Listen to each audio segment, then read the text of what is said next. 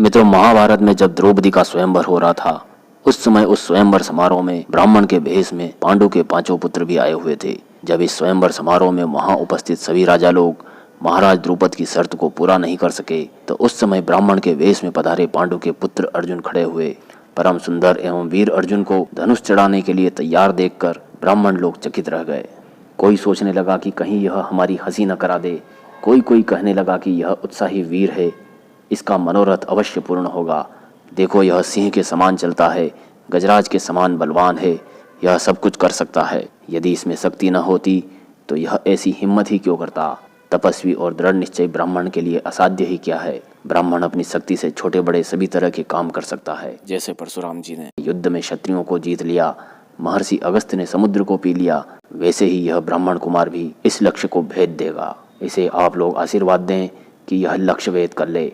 ब्राह्मण आशीर्वाद की वर्षा करने लगे। जिस समय ब्राह्मणों में इसी प्रकार की अनेकों बातें हो रही थी, उसी समय अर्जुन धनुष के पास पहुंच गए। उन्होंने धनुष की प्रदक्षिणा की, भगवान शंकर और श्री कृष्ण को सिर झुकाकर मन ही मन प्रणाम किया और धनुष को उठा लिया। जिस धनुष को बड़े बड़े वीर उठा नहीं सके, रोंदा नहीं चढ़ा सके, उसी धनुष को अर्जुन ने बिना परिश्रम के उठा लिया और बात की बात में डोरी चढ़ा दी। अभी लोगों की आंखें अर्जुन पर ठीक ठीक जम भी नहीं पाई थी कि उन्होंने 5 बाण उठाकर उनमें से एक लक्ष्य पर चलाया। वह बाण सीधा अपने लक्ष्य मछली की आंख पर जाकर लगा। चारों तरफ कोलाहल होने लगा।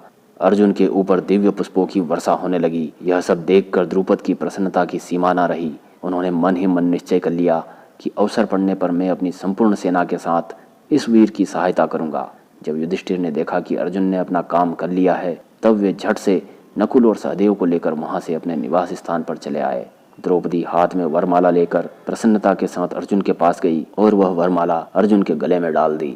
ब्राह्मणों ने अर्जुन का सत्कार किया और वे द्रौपदी के साथ रंगभूमि से बाहर निकले। जब वहां उपस्थित राजाओं ने देखा कि राजा द्रुपद तो अपनी कन्या का विवाह एक ब्राह्मण के साथ करना चाहते हैं, तब वे बहुत क्रोधित हुए और एक दूसरे से कहने लगे, देखो तो सही, राजा द्रुपद हम लोगों को तिनके की तरह तुच्छ समझकर अपनी श्रेष्ठ कन्या का विवाह एक ब्राह्मण के साथ कर देना चाहता है।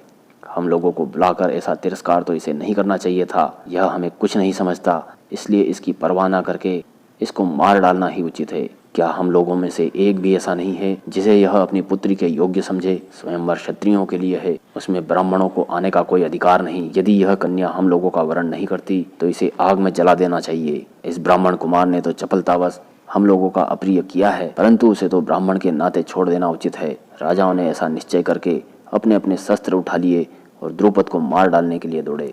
राजाओं को क्रोधित देखकर द्रुपद डर गए और वे ब्राह्मणों की शरण में गए। द्रुपद को भयभीत और राजाओं को आक्रमण करते देखकर भीमसेन और अर्जुन उनके बीच में आ गए।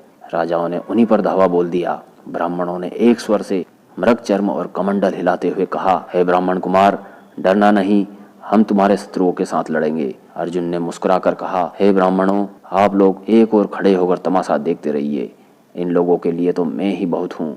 अर्जुन धनुष चढ़ाकर भीमसेन के साथ पर्वत के समान अविचल भाव से खड़े हो गए। कर्ण आदि वीरों को सामने से आते देख वे उन पर टूट पड़े। वहां उपस्थित सभी वीर युद्ध में ब्राह्मणों को मारना अधर्म नहीं है, ऐसा कहकर उन पर आक्रमण करने लगे। अर्जुन और कर्ण का सामना हुआ। अर्जुन ने ऐसे बाण खींच खींच कर मारे कि कर्ण वहीं पर अचेत सा हो गया। दोनों बड़ी वीरता के साथ एक दूसरे को जीतने की इच्छा से अपने अपने हाथों की सफाई दिखलाने लगे। कर्ण ने कहा, आपने तो ब्राह्मण होने पर भी ऐसे हाथ दिखलाए कि मेरी प्रसन्नता की सीमा न रही। आपके मुख पर विषाद का कोई चिन्ह नहीं है और हस्तकौशल भी बड़ा विलक्षण है। आप स्वयं धनुर्वेद अथवा परशुराम तो नहीं? मुझे तो ऐसा जान पड़ता है कि मानो स्वयं विष्णु या इंद्र ही अपने को छिपाकर मुझसे युद्ध कर रहे हों। मेरा निश्चय है कि यदि मैं क्रोध में भरकर युद्ध करूं तो देवराज इंद्र और पांडुनंदन अर्जुन के सिवा कोई भी मेरा सामना नहीं कर सकता। अर्जुन ने कहा, कर्ण, मैं साक्षात धनुर्वेद या परशुराम नहीं हूँ, मैं समस्त शास्त्रों का रहस्यज्ञ एक श्रेष्ठ ब्राह्मण हूँ। श्री गुरुदेव के प्रताप से ब्रह्मास्त्र और इंद्रास्त्र का मुझे अच्छा अभ्यास है। मैं तुम्हें जीतने के लिए जमकर खड़ा हूँ, तुम अपना जोर आजमाओ। महारथी कर्ण अपने प्रतिद्वंदी को अजय समझकर युद्ध से स्वयं हट गया। जिस समय कर्ण और अर्जुन एक दूसरे से भिड़े हुए थे, उसी समय दूसरे स्थान पर शल्य और भीमसेन एक दूसरे को ललकारते हुए मतवाले हाथियों की तरह युद्ध कर रहे थे। पत्थरों के टकराने की तरह दोनों के शरीर चटचटा रहे थे। 2 घड़ी तक लड़ भिड़ कर भीमसेन ने शल्य को धरती पर गिरा दिया। वहां उपस्थित सभी ब्राह्मण हंसने लगे। भीमसेन का यह काम और भी आश्चर्यजनक रहा कि उन्होंने अपने शत्रु को धरती पर गिराकर भी उसे मारा नहीं। इस प्रकार जब भीमसेन ने शल्य को पछाड़ दिया और कर्ण भी युद्ध से हट गया तो सर्वसम्मति से युद्ध को बंद कर दिया गया। भगवान श्री कृष्ण ने पहले ही पहचान लिया था कि ये तो पांडव हैं, इसलिए उन्होंने सब राजाओं को बड़ी नम्रता के साथ समझाया कि इस व्यक्ति ने धर्म के अनुसार द्रौपदी को प्राप्त किया है, इसलिए इससे युद्ध करना उचित नहीं। भगवान श्री कृष्ण के समझाने बुझाने और भीमसेन के पराक्रम से विस्मित होकर सब लोग युद्ध बंद करके अपने अपने निवास स्थान पर लौट गए।